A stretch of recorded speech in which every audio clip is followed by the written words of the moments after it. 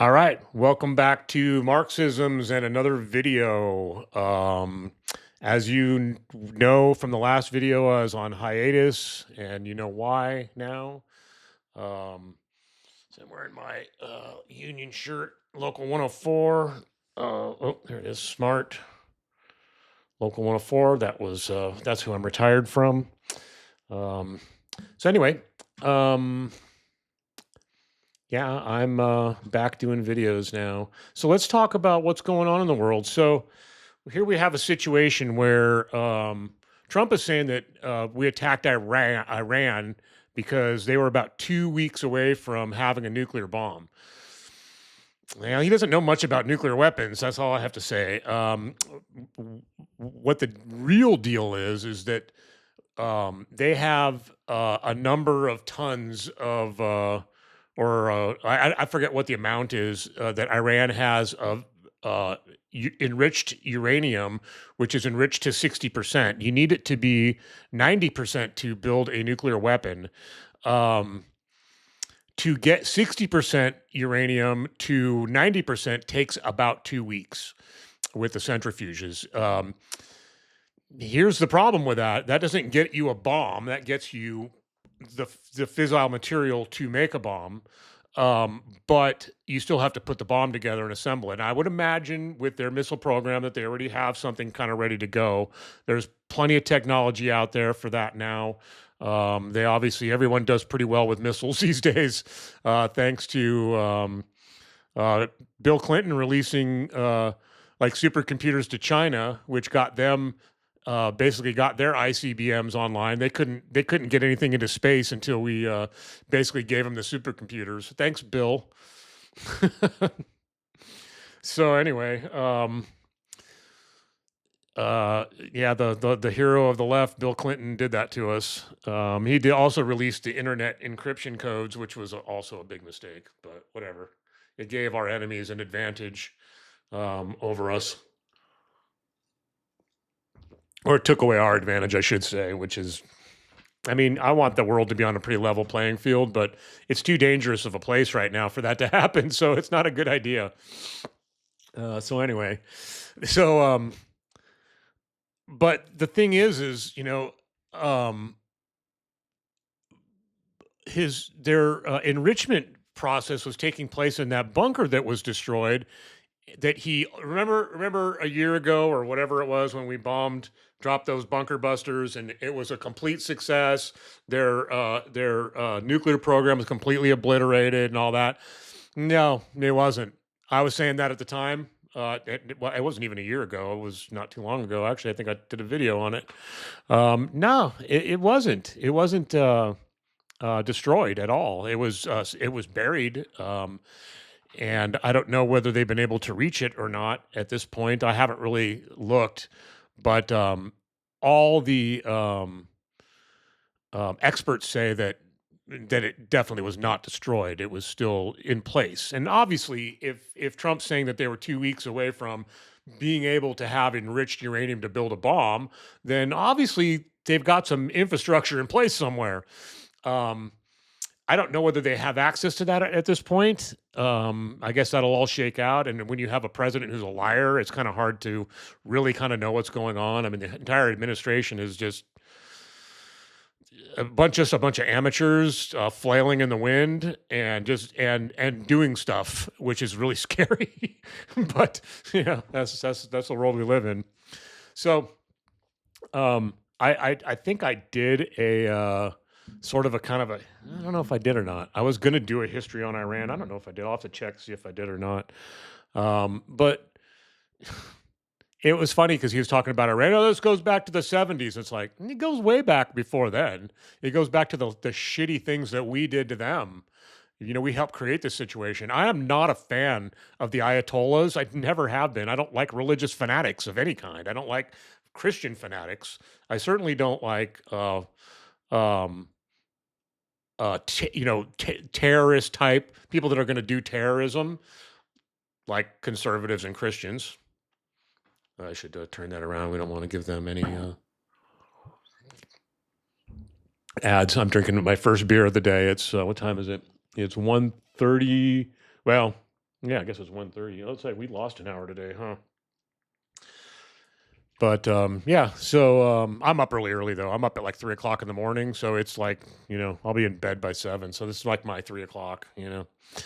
Anyway, actually, I'm gonna try to stay up later. I'm trying to get my clock back. Ever since the breakup, I've been trying to get my clock back to normal. What it did was it reverted back to my old self, where I was up at 3 in the morning, and then in bed by 7. And it's like I don't like it. It's just my whole circadian rhythm is off again.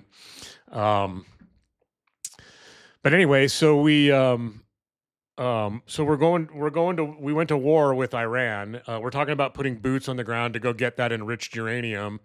I mean, it's not really a bad idea to get the uranium for sure, but the thing is, I don't know. I don't know if we've done any good to get rid of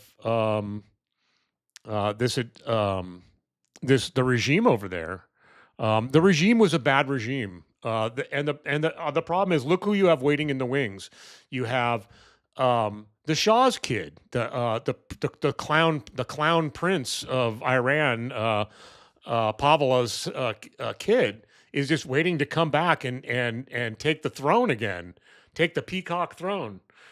But do we really want that? I mean, the Shah was kind of a mixed bag. He did bring a lot of freedom to Iran in some ways, but he was also a brutal dictator. He had a secret police, and they did some pretty horrible things. Um, and the son is going to be no different. He's just going to be like a chip off the old block. That's just the way they are. So it's not going to change anything. Um, anyway, let's just hope that it doesn't end up being the Shaw's kid. What I'd like to see is the people have a democratic government and the kind of the secularists step up. But here's the thing about that country is, what are the demographics? I think there's people that think, oh yeah, there's people that look, they want freedom. But then I see just as many people out there wanting the Ayatollahs in power. The religious, super religious Shiite Muslims. They want the religious, the theocracy.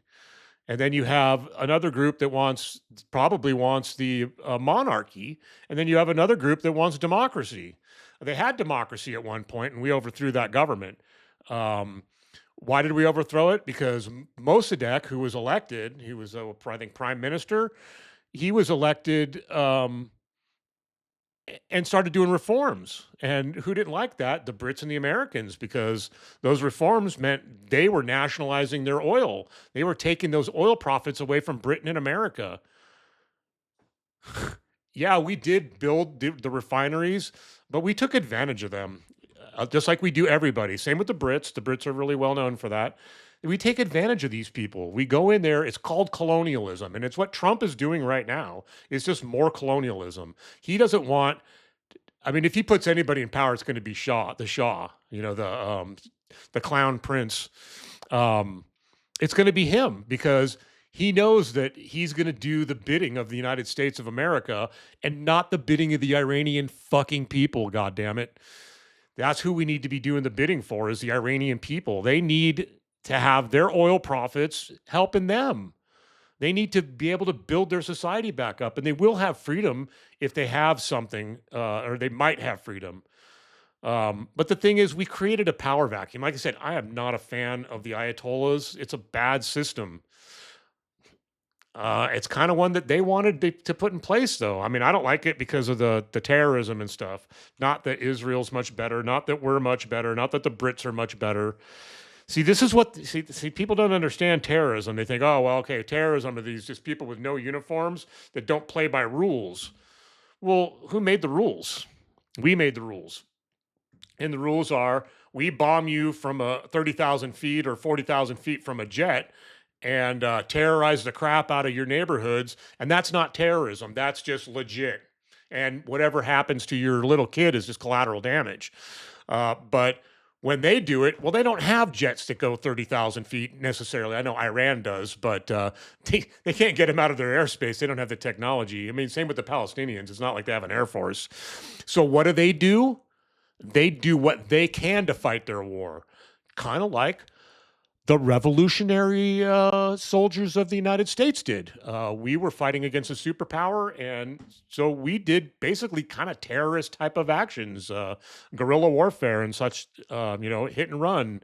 Um, who says that because we made the rules, blowing up a cafe in Paris is a bad thing? Well, it is a bad thing. I mean, because it's terrorism. You're killing civilians. You're targeting civilians. I like to see them target military targets. Of course, when they bombed the Marine barracks in Lebanon, which was a military target, what did we call that? Oh yeah, we called that terrorism. Oh, that's right, because they weren't wearing uniforms. So that's it. It was like we took over America because they didn't have a flag, the native people. So we make these rules up and then we say, well, they don't have a flag, so it's not a country.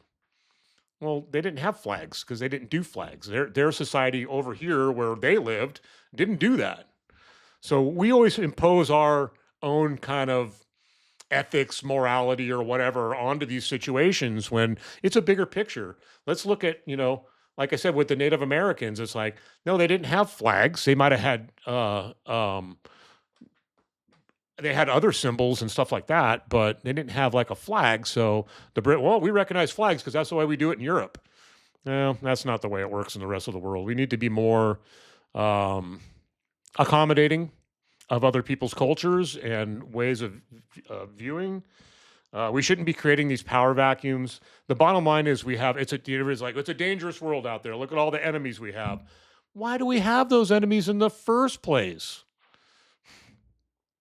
Colonialism. I mean, the Chinese don't like us. Why? And the Brits, why? Because we kept them down for a long time. China for a long time, and I think this is still actually true with China. And I've said this before. I've been saying this for probably 30 years now. China doesn't want to rule the world. They want to control their influence. They know that there's a bunch of superpowers out there. I don't think they have any. They know they have to fight us to get Taiwan, so they want that. They want to be able to fight us, but I don't think they're anything that they're doing is meant to invade the United States. We have um, imposed our influence over Asia, which they're like the biggest country in Asia. They consider that like the Japanese did too. They until we beat them, until we dropped 2 atom bombs on them. Of course, they did attack us first, but so. But China wants to, and Japan was the same way.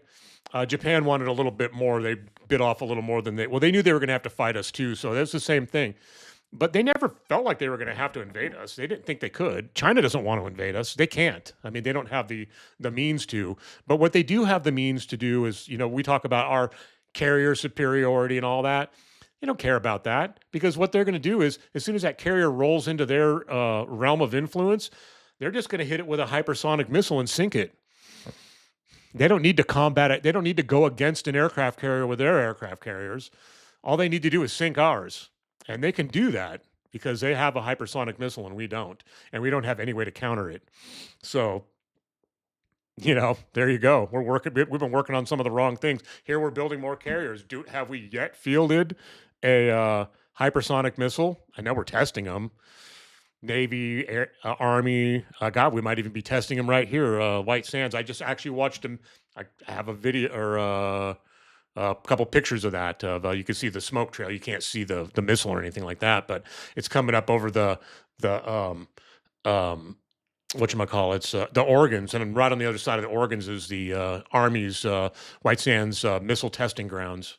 And so you'll see missiles, launched. I've seen a couple. I think that's only the second time I've seen one, but they launch them in the morning when you're asleep. So if you're like up in the dawn, that's when I've seen them mostly. Is like I'm up early and I look over there and I'm like, oh, cool, look at that, a missile. I have no idea what kind or whatever. They look like they're more medium range than anything else. But yeah, so yeah, it's gotten to be a smaller world as far as that kind of stuff goes. But yeah, I don't think it's a good idea. I don't think going to war with Iran right now is a good idea. Maybe it'll pan out. Um, I just see it turning into another Iraq. I could be wrong. Maybe it'll be different this time. I mean, certainly we should have learned something by the Bush administration and their really poor handling of Iraq. Um, and Trump is a little more ruthless. Let's face it. I don't know if he's any more knowledgeable. I don't know if his team's any more knowledgeable. That's the big problem. I know his generals didn't want to go do this war, but here we are. Anyway, so I'm gonna try to make these videos a little shorter now. Hopefully, I'll get some more views and get a little more action from it. But anyway, um, Marxisms is back, and I'm gonna try to keep some videos getting posted, and also work on my other stuff. And I'm gonna dedicate this to somebody I love very much and who I uh,